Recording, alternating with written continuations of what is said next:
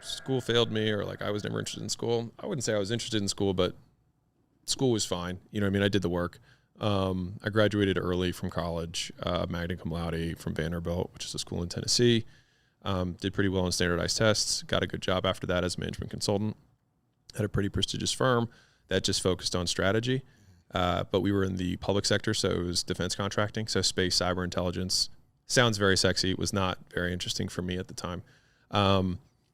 Really, really got depressed during that period because I felt like there was nothing else for me to achieve. I'd kind of done everything that I thought I was supposed to do at, age 22 or whatever.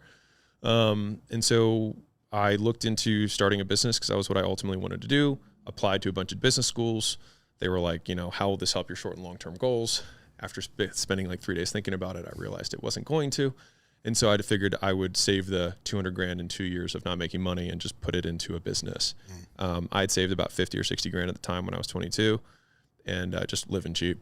And I used that to start my first business. So I was choosing between test prep, frozen yogurt, and a gym, something fitness related. And I couldn't afford the yogurt because it was like 250 grand.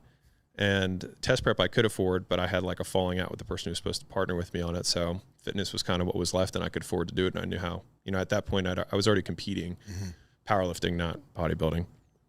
And I was just like super into fitness at that point. I've been training for, I think, like 7 years. 7 or 8 years at that point.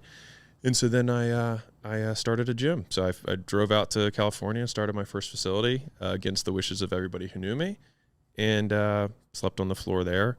Learned a lot the hard way, and was able to open up a second location at month 15, then open up a new location every 6 months after that. And then we had 6 locations. I sold 5 of them. I shut one of them down. And then I started doing a turnaround business where we'd fly around 2 gyms and get them to full capacity in about 30 days. That's right when I met Layla. And so she was flying out with me right at that time. I had this idea for this new business model. And so we did that for about 2 years. We did 30-something turnarounds. And then from there, we got it really down pat. And so then we started licensing that to brick and mortar facilities. And now we have, we licensed over 5,000 facilities, that model over the next 5 years. And then we started a supplement company to sell through that distribution base of thousands of gyms called Prestige Labs. The other company is called Gym Launch. And then after that, in 2019, we started Allen, which is our software company, which also sold through that distribution base. And in 2021, we sold all 3 of those companies, 2 of them to a private equity firm called American Pacific Group. For 2 of those were for $46.2 million, and then the other one we sold to a strategic partner, which we were under NDA for the price, but we did $12 million in the trailing 12 months leading into the sale.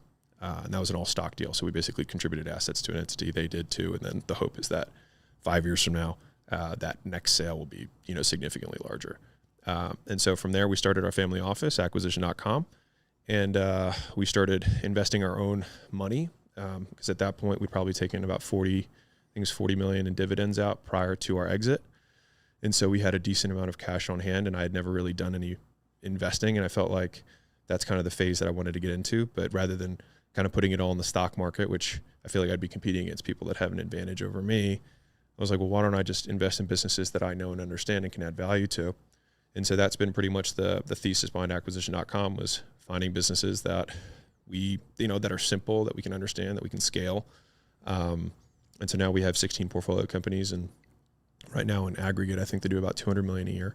Depends every month, kind of, it's a little bit volatile, but that's kind of the current run rate of those portfolio companies. And usually we have between 20 and 51%, of the businesses that we're invested in, and that's our jam. Are they all in the same genre? I know you say okay. So everything from, photography studios for kids all the way to mortgage sales, just different businesses. It's really just like, do we have a simple business model that has 1 to 2 products that we understand? A lot of times, like red flags for us when we're looking at businesses is, do we see an entrepreneur that's super scattered, who can't focus on anything? You can often see that because a lot of times the business is a reflection of the entrepreneur. And so if everything's scattered, everything's erratic, there's 5 different things going on and they're doing 10 million a year, it's like, well, why don't you just pick one and get it to 100?